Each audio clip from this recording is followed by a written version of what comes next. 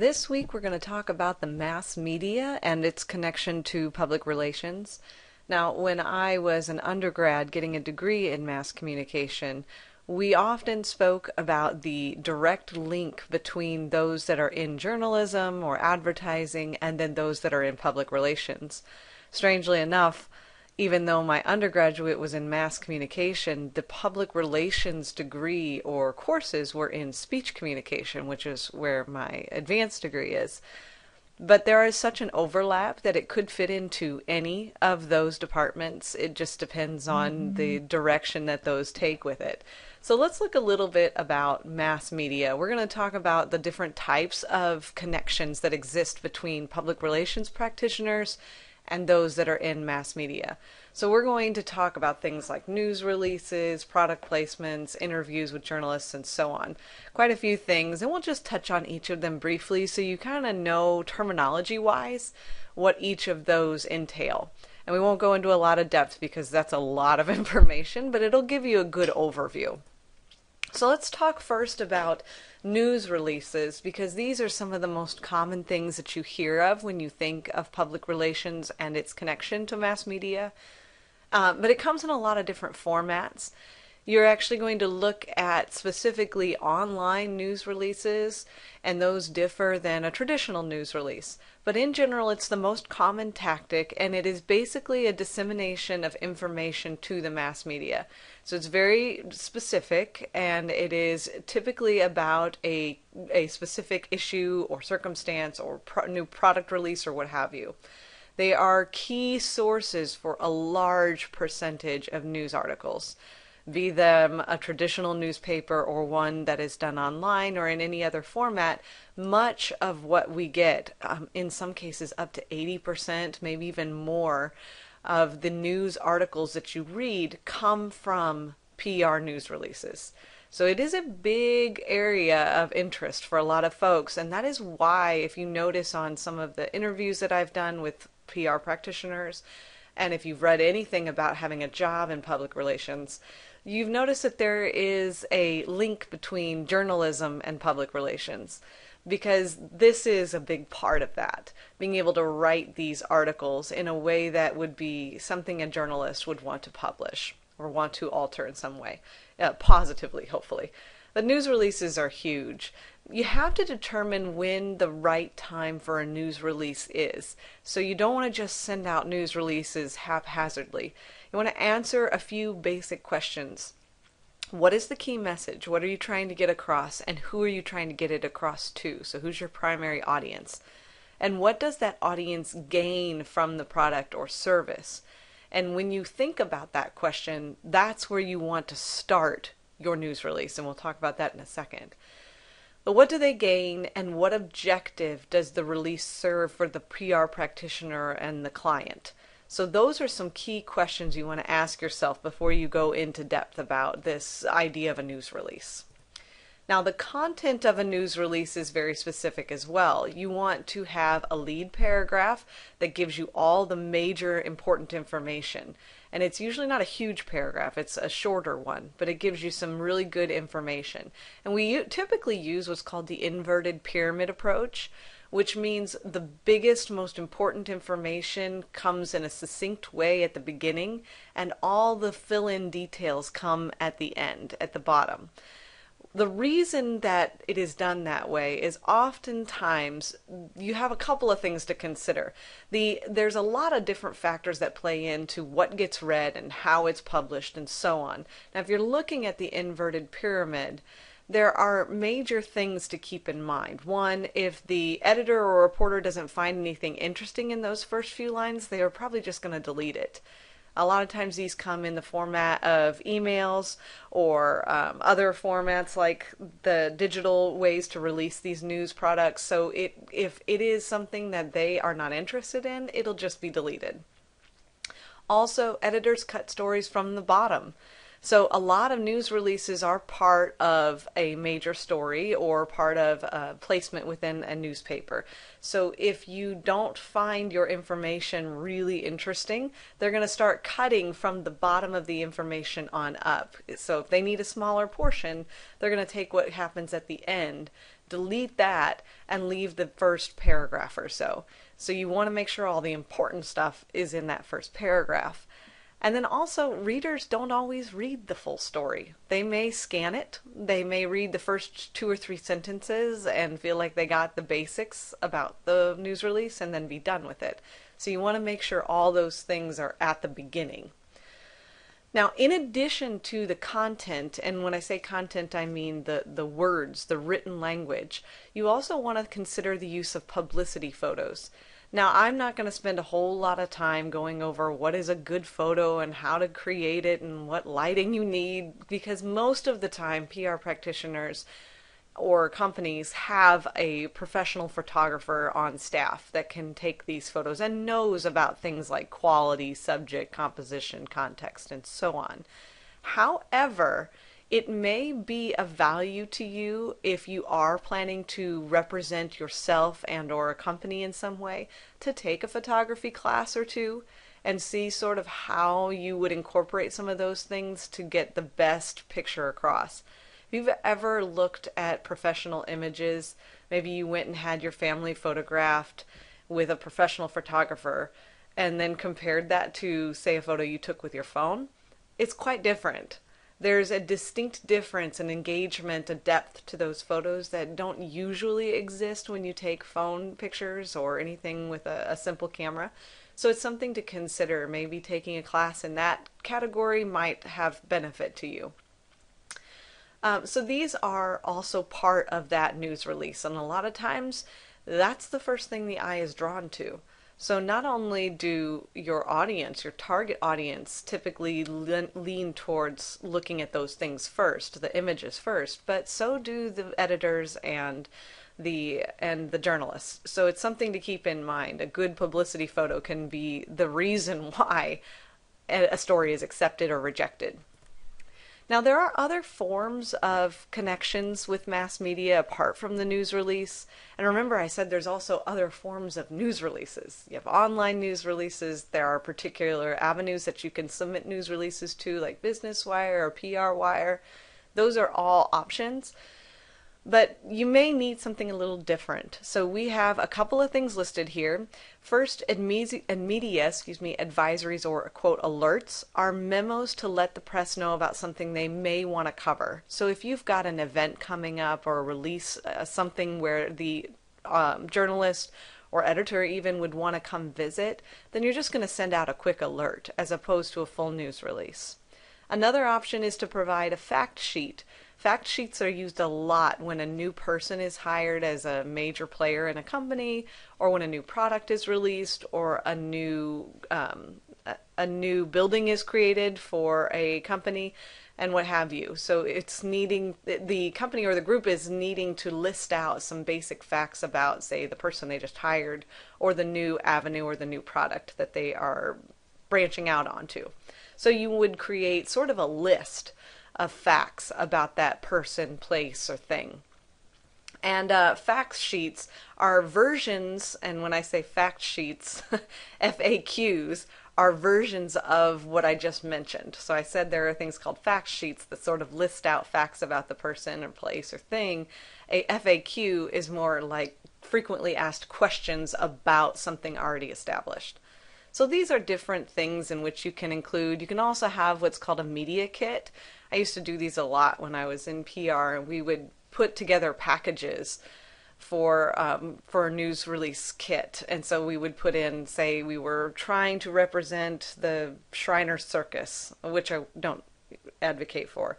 But at the time, that was part of my job. So we would put together kits with things that represented clowns and animal stories and things like that, along with our news release and fact sheets and such. So it was a whole kit of things.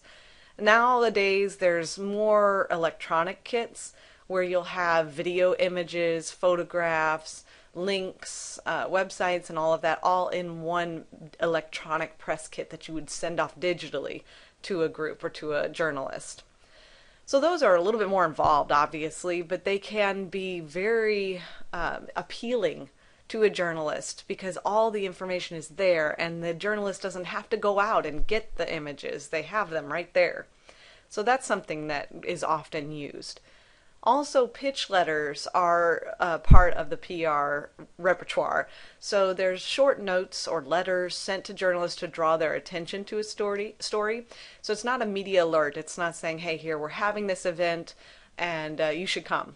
Instead, it's a pitch for an idea. Here is something we are thinking about. Here's something we are exploring. Maybe you're interested in this story because it's got a human aspect to it or what have you. So it's something a little bit more involved than a media alert, but not as involved as some other things. You can also do interviews if you have a major story, or if your CEO or managing partner or what have you wants to present information in a conversational way, then you can do direct interviews with journalists. You can do news conferences if you've got a major story. There are all different kinds of news conferences, but typically you don't use a news conference for just routine stuff. You do them for news that requires one-on-one conversation as well as question and answers. It requires clarification. It is more difficult to get the information off in terms of text as opposed to sound bites. So those would be the reasons to use a news conference as opposed to, say, a news release or something similar. Also, we have what I would say is a little bit more extreme because it costs more, is the media party and the media tour. Depending upon what your goal is, these may come into play, but they are a little bit pricey, so oftentimes it can be a challenge to do something like this. However, places like Apple or Coca-Cola can do this without much issue. For example, a press party is a social gathering that ends with a pitch. So if there's a new iPhone coming out, Apple can throw a press party where they'll invite a bunch of journalists to come and have cocktails and hors d'oeuvres and what have you, and then they'll pitch their product at the end.